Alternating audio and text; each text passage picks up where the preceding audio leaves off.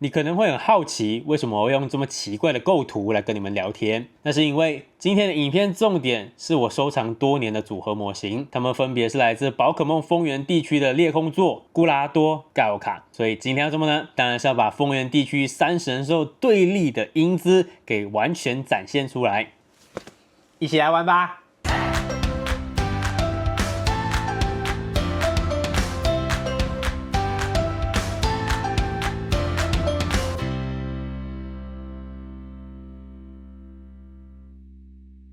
是的，没有错，就像我开头讲的那样，这3盒模型我已经收集多年了，因为第一只裂空座应该已经是2020年末的事情了，第二只的固拉多应该是24年末的事情，这一只盖欧卡是上个礼拜刚刚收到的。今天就趁着端午连假一点点的时间，那就轻松的拍一期节目，记录一下我终于把这3只模型都凑齐了，然后一次过来享受它们带给我的乐趣。首先第一只，我们就从年代最久远的裂空座开始，不过还是要有一点点简单的免责声明，我毕竟不是一个专业的玩家，所以我不太知道组一盒模型需要做些什么事情，然后也不知道需要拍成怎样的画面才能良好的呈现，反正就是按我的心意来，怎么开心怎么玩怎么拍，那就希望你们也会享受我这个组装的过程。开始吧。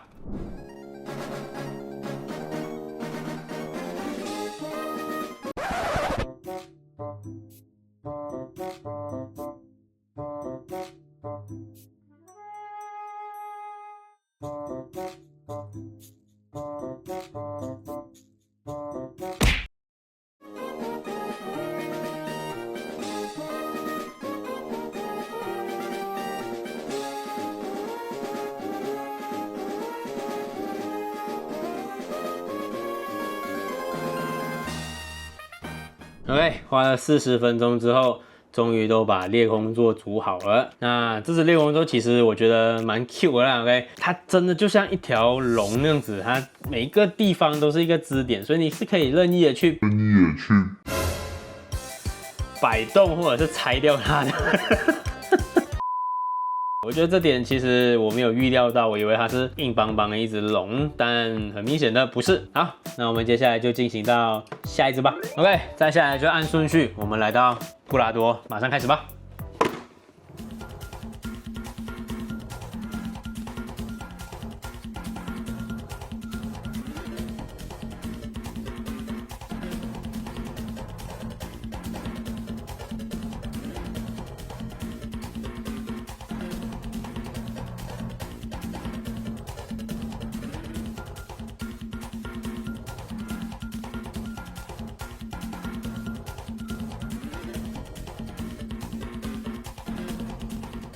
OK， 我们又过了50分钟的时间，然后终于都把固拉多组好了。OK， 固拉多对我来讲是有点难度的，我觉得最难的地方应该是它的贴纸，然后我都没有贴起来，因为我完全不知道它贴来到底是为了什么，贴上去又找不到对的位置，然后又贴不齐，或者是总是很阿杂，所以唯一有贴的贴纸只有它的嘴巴的部分，但是也弄破了啦。OK， 不知道大家看不看得到，反正就是弄破了，我都有点想用颜色去把它补起来了，因为很丑啊，很丑啊。那再下来的话就要轮到盖欧卡，只是我的相机快没有电了，所以就中场休息，那就等充好电之后再继续下一轮的冒险吧。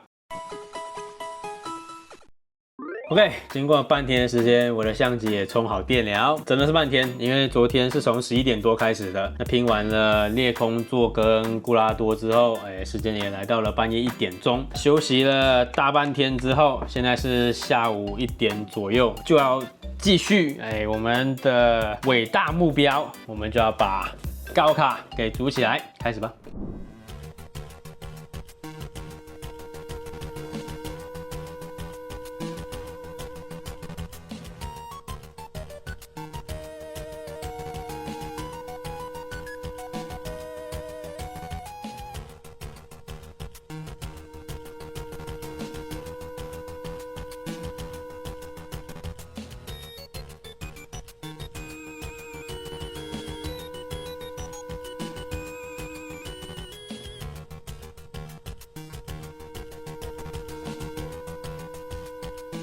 在经历了22分钟左右，把固拉多。我是谁？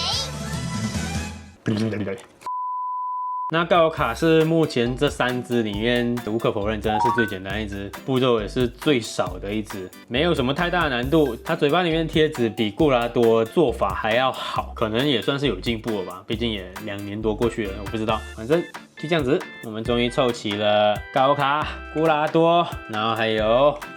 嘿嘿，裂空座，所以最后是花了104分钟左右，把风原3神兽给组完了，完成了多年以来的心愿。对，因为毕竟真的买了很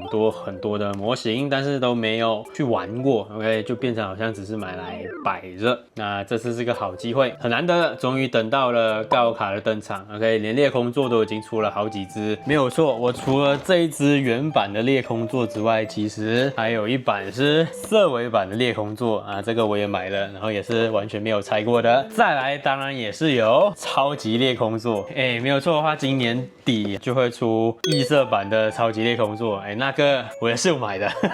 对，我买了一堆裂空座，因为毕竟是丰原地区的神兽，宝可梦世界里面我喜欢的通常不是御三家就是神兽，所以希望哪一天又可以有这样的机会，然后跟大家一起来把这些还没有玩过的模型，把游玩的过程分享给大家看。Hope so，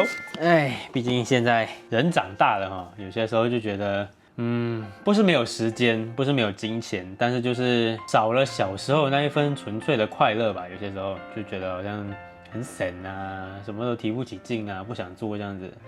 反正林林总总，总有一些理由，总有一些借口，但是又忍不住花钱，但是又没有拿出时间来玩。